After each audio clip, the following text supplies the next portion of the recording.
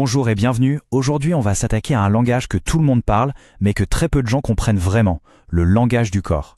Et oui, même quand on dit rien, on communique, tout le temps. Notre corps, c'est un peu comme une radio qui émet en permanence des signaux. Alors, imaginez une seconde. Et si, en fait, la quasi-totalité de ce qu'on communique ne passait pas du tout par les mots? C'est une idée assez folle, non? Mais si c'est vrai, ça change absolument tout dans notre façon de voir les autres, que ce soit en négociation, en entretien ou même juste avec nos proches. Bon, alors regardons ça de plus près. Il y a cette fameuse étude, celle d'Albert Mehrabian, qui a un peu tout changé. En gros, ce qu'il a montré, c'est que quand il y a une contradiction entre ce qu'on dit et ce qu'on ressent, eh bien l'impact de notre message vient à 55% du langage corporel, 38% du ton de la voix et seulement 7 petits pourcents des mots. Oui, 7%. Ça veut dire que le corps crie bien plus fort que la bouche ne parle. Donc si on fait le calcul, ça nous fait 93% de communication non verbale. C'est énorme. Et toute cette conversation silencieuse, eh bien c'est le sujet d'une science passionnante qu'on appelle la kinésique. Alors la kinésique, qu'est-ce que c'est exactement? Eh bien c'est tout simplement l'étude scientifique de nos gestes et de nos mouvements comme moyen de communication. Attention, on ne parle pas d'intuition ou de don de voyance, non. C'est une vraie grammaire du corps, un système super structuré où chaque mouvement, chaque posture peut vouloir dire quelque chose. Maintenant qu'on a posé les bases, on va se concentrer sur la partie la plus expressive de notre corps, le visage bien sûr. C'est une véritable fenêtre ouverte sur nos émotions. Et sur ce sujet, il y a un chercheur, un psychologue du nom de Paul Ekman, qui a fait une découverte absolument révolutionnaire. Pour ses recherches, Ekman est allé très très loin, jusqu'en Nouvelle-Guinée, pour rencontrer des tribus qui étaient complètement coupées du monde. Des gens qui n'avaient jamais vu de film, jamais vu de pub, bref, aucune influence de la culture occidentale. Et ce qu'il a trouvé là-bas, eh bien ça a complètement bouleversé notre vision des émotions. Alors, voilà ce qu'il a découvert. Ekman a prouvé qu'il existe 7 émotions fondamentales et que leur expression sur le visage est universelle. La joie, la tristesse, la colère, la peur, le dégoût, la surprise et le mépris.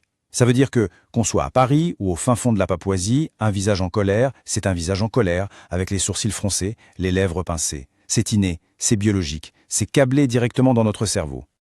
Mais attention, il faut faire la différence entre deux types d'expressions. D'un côté, il y a les macro-expressions. Celles-là, elles sont faciles à voir, elles durent quelques secondes et on peut les simuler. C'est le sourire de politesse, par exemple.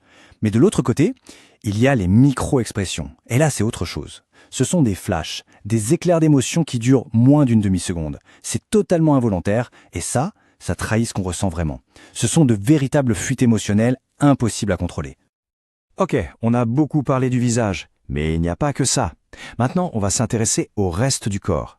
Parce que nos gestes, notre posture, tout ça, c'est comme une grammaire silencieuse. Ça donne du relief, de la structure et du sens à ce qu'on dit. Pour y voir plus clair, les spécialistes ont classé les gestes en 4 grandes familles.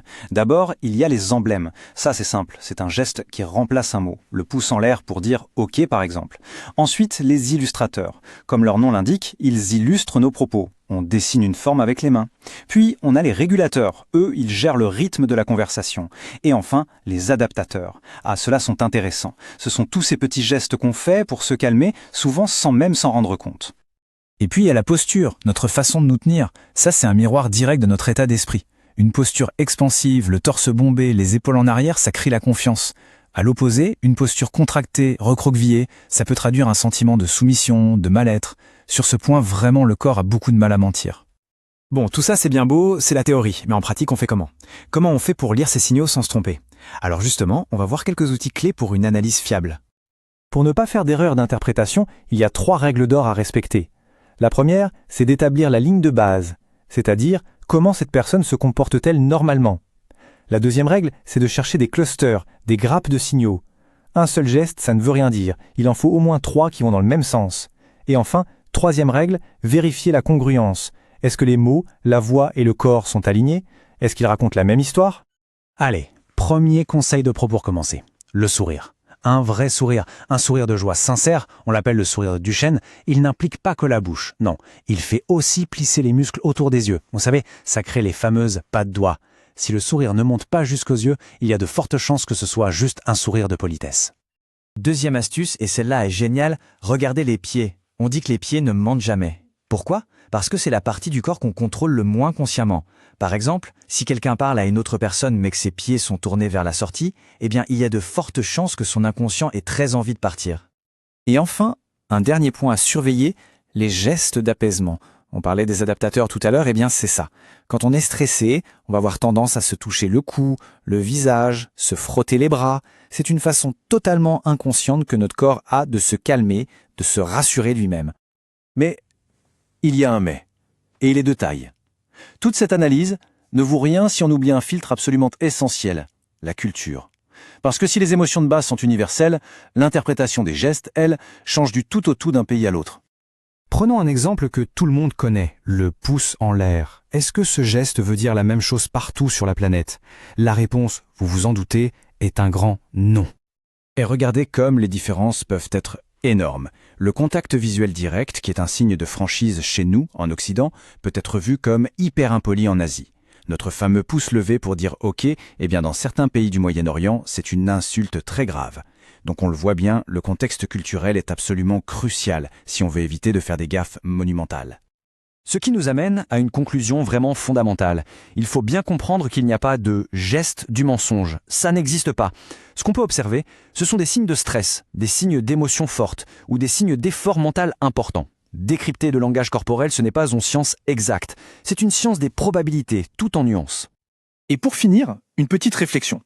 À l'instant même, un corps est en train de communiquer. Quelle est sa posture? Quel message envoie-t-il sans même qu'on y pense?